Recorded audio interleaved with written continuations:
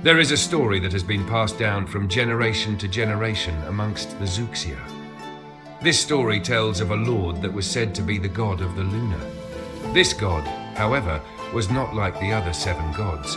It was believed that he was the very same god that fell into the world and shattered it. This god is known to be the very father of corruption itself, so the story is not often spoken about. However, whispers still get around that this Lord of the Moon is still worshipped till this day. A long time ago, there were 2 Lun dragon brothers who were lords of Zeuxin Island. They created what the island is today, a lush jungle of greenery and large life, and lived in harmony along with the inhabitants on the land. However, something came between the 2 brothers. One day, the younger of the 2 siblings began to reject the teachings that his older brother would show him in order to combat against the corruption from within.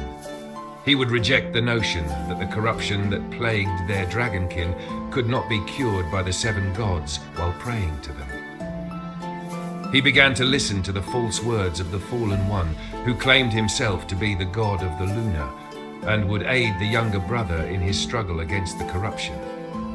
Not realizing that this god was none other than Malakath, the younger brother was tricked into praising this god of the moon, thus growing the false one in power.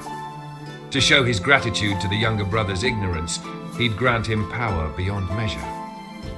It did not vanquish the corruption inside of the folly brother, but rather enhanced it, growing him in strength, but it left the brother blinded to the goodness that his older brother was teaching him. This interruption in the cleansing of the younger brother caused the 2 to clash with one another in a fatal battle that forced the older brother to slay his only sibling. Though the 2 brothers' battle of inner conflict seemed to be at an end, with the older brother mourning the death of his younger kin years later, the influence of corruption would find a way to bring the fallen brother back to life. The Lunar Lord would insert himself into the mortal affairs of the Loon brothers once more and bring the heavily corrupted brother back to life. With vengeance on his mind, the once loving younger brother was filled with rage and hatred towards his brother and sought to bring him down once and for all. Despite the heaviness that weighed his heart, the older brother would fight against his corrupted brother once more. In a moment of hindsight, the older brother would foresee the uprising of his brother a second time. In order to prevent another tragedy from happening, he would seal him away inside of the prayer orbs that adorned his neck. The older brother was fatally wounded during the battle and soon fell to his fate, leaving the orbs that contained the tainted brother to fall and scatter throughout Zeuxin Island, thought to be lost forever. These 3 orbs have since been found and secured by their Zeuxia guardians to keep the tainted brother from escaping. The Lunar Lord seemed to have slipped from the history of time, never to be spoken of again. It is believed that he had been found and punished by one of the 7 gods named Roroka, who came to the god of the moon in a guise of a mortal female. It is known that the Fallen One tends to court and copulate with many different females of any race and species. Roroka had successfully tricked the god into courting her, but would reveal herself in her true goddess form while the Fallen One was at his most venerable. She would forever be known as the goddess who played the Fallen One at his own game, turning his trickery of Kaiden and Yara against him. She placed a curse on him, turning him into a small furry beast with a long tail, funny face and big ears, the honest image of how she viewed him. Turned into the form of a monkin, the Fallen One was not only humiliated, but stripped of his godly powers, forcing him to flee that form into hiding, leaving only but a shade of his former self in the cursed body. Though the cursed form of the Fallen One had been abandoned, there was still conscious life that dwelled in it. This new body of life was left stranded by its owner, forced to wander the land in a lost state of mind and being. It was forever plagued with memories of who it was and what it once was, tormenting its fragile mind and sense of being. Though he knew himself to be the Lunar Lord, he did not know what that meant for him. All he was left with was the impression the Fallen One left behind. He saw himself as a trickster of life and tormentor of others. So he became as such, often causing chaotic problems for the mortals of the island. Because he did not have godly powers within him, he would use what he could to cause as much mayhem as possible. He would steal from the locals, deceive them into having them believe he was a god, pit them against each other to cause fights and even wars, and using them for his biddings, whether it was to steal for him, serve him, or fall to his every desired whims. Whenever this false god would be found to be faulty in who he believed he was, he would flee into hiding. He'd often use a method of escape in the form of mist or a shadow form, slipping into the shadows without a trace. This form of trickery was also often used as deception when swindling others out of their possessions. He would use another form of himself as a distraction, while his true form would pluck away the belongings, leaving the victim baffled when the form they thought was real would suddenly vanish before their eyes. This is a technique that has been taught to some of the locals, known as cloning or shadow clone. It is a valuable defense mechanism that thieves often use, but can be applied to anyone who is willing to learn it and use it in alternate ways other than for stealing. This teaching of shadow cloning would not be introduced until after the curse of the Lunar Lord had been lifted. While the Lord of the Moon had been lost in his ways, succumbing to the false sense of himself, he would one day find the sole person that would save him from himself. One night, while he was on one of his escapades of stealing from local villages, he came across a being that would question his very existence, but would also give him the answers he never thought he needed. She was a mortal female, not just any female, but an akin. She worked as a slave for the highborn Lunkin and stayed with them within their temple up in Kashmir. Out of all the mortals he had callously stolen from and deceived without a shred of care, laughing as they scrambled to catch him or even make sense of his antics, this lone being struck him to his core. This night was unlike any other. During his escape, one of the Lun guards of the royal family managed to capture him. He was held in a cage and sentenced to be executed by the morning. The Luns were known to have strong magicka that repelled the otherwise reduced power of the Lunar Lord while in his cursed state. He was forced down by the use of not only Alu but Ao magicka in a dual effort to subdue him. The air magic was used to rebuke him while he was fleeing, while the water magic was used to weigh him down. Once secured, they placed him inside of a small cage where he was to await his sentence the next day. With no way out, the cursed god was forced to succumb to his defeat. He wept that night, alone and afraid. He revisited his nightmares of who he was and why he did the things that he felt compelled to do. In the throes of his woes, he was approached by a young woman.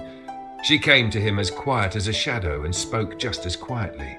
She had long, dark hair and almond-shaped brown eyes. Her lips were pink and stuck out in a permanent pout.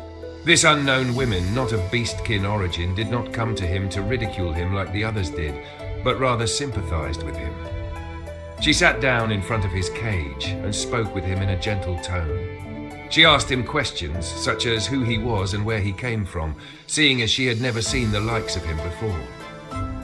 There was no beastkin or akin like him in the world of Ain. He told the dark-haired woman what he could remember, that he was a god of the moon that had been cursed by another god for something terrible he had done. Although these memories he held were not his, he still believed they belonged to him. The woman asked him if he believed that he was this god of the moon that had committed terrible crimes enough to be punished by the other gods. It took the Amunkin some time to mull over this question, for he had the same question in mind, but never put much thought into it. He didn't have many memories of his former self, save for the ones that depicted him as someone awful, but he always felt that it was in contrast to how he felt within himself. To have someone else see that relieved him and made him look to the woman for the first time with full attention. She was an image of beauty, with long dark hair and feminine features. She was the epitome of what the Lord thought the word soft would be. She spoke to him with kindness, and he could feel that course through him, like a quenching wave of compassion. Even if he was to be put to death soon, he found himself falling in love with this woman, for she was beautiful inside and out. The two spoke moments more, the woman confessing that the Amunkin was quite unique as a strange-looking beast in her eyes. Though he looked similar to an Akin, he still held features of an apex, He even had an opposable thumb. His size was also questionable, for he was very small for an apex.